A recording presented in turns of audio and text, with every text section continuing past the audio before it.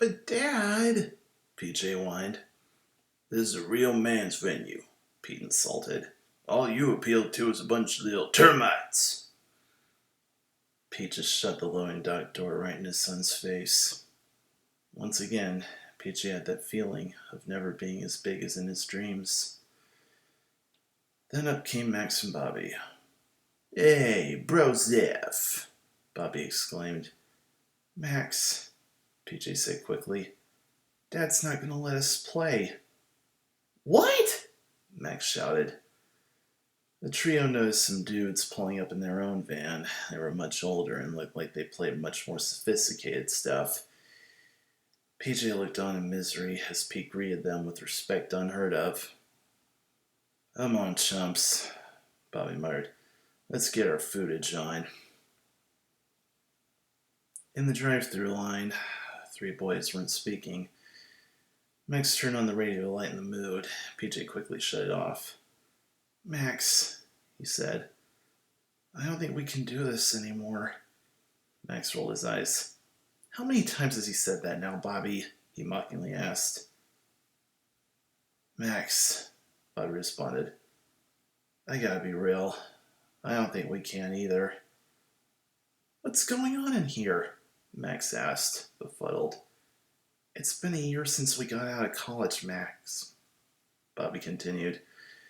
And what have we got to show for it?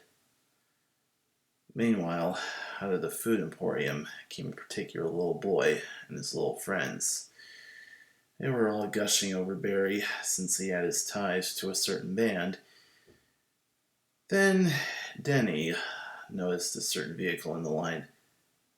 Hey, Barry, isn't that... Denny asked, pointing to the band's ride. Guys, I don't want to give up, Max pleaded. Come on, I needed you. But who needs us? PJ asked.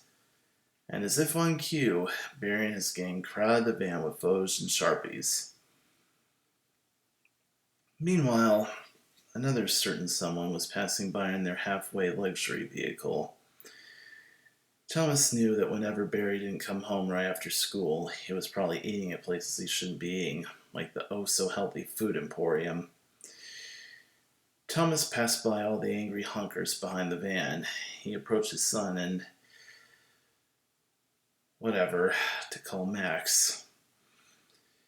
With just a single gesture, Thomas drew Barry into the car.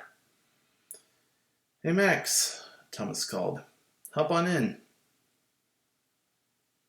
Seems you're moving up in the world, Maxwell, Thomas half-heartedly complimented as he drove.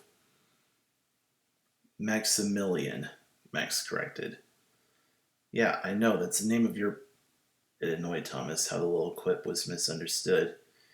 Barry definitely enjoys it, don't you, son? Oh, yeah, Barry replied. I did used to listen to a bunch of rock back when I was younger, Thomas continued.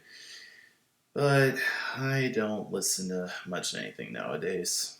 So busy I just enjoy the quiet. Then they pulled up to the house. Thomas quickly turned around, giving his son a stern look. All right, go on in and get started.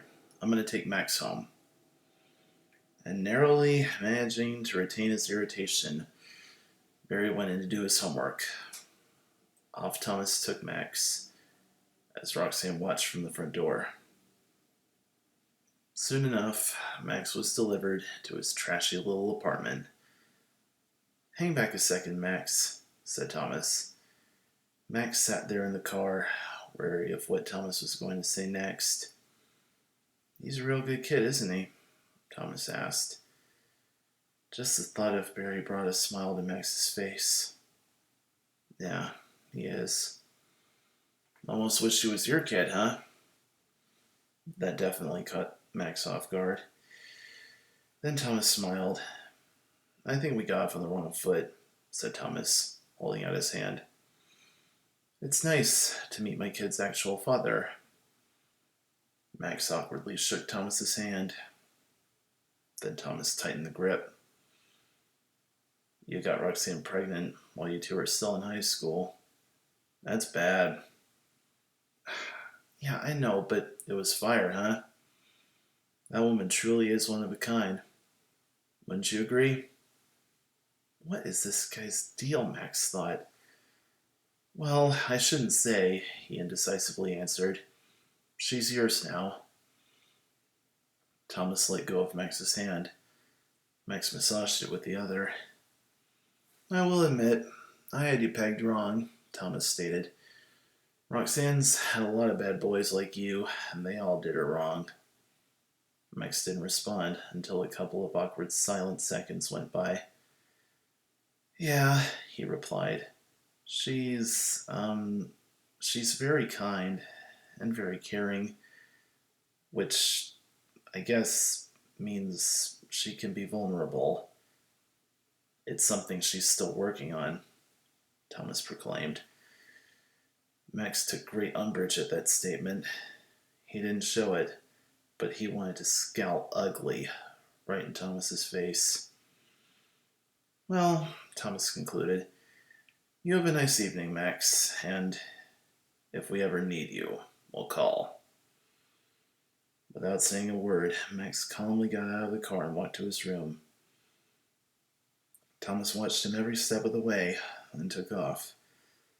But unbeknownst to him, Max was watching him leave through the blinds, eyes as livid as the devil himself.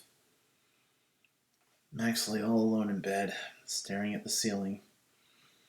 He could close his eyes to dream about Roxanne, but it would just hurt too much when he woke up. He tried to think about something else. Then his phone rang. Hello? He answered. Max? The very sound of Roxanne's voice made Max feel more relaxed. Did I wake you up? She asked. I know it's late. No, I'm up, Max reassured. What's going on? Roxanne didn't say anything at first. Max was getting more and more worried every second. Max, could we talk? Roxanne asked. Just talk to each other? This simple question made Max's heart race.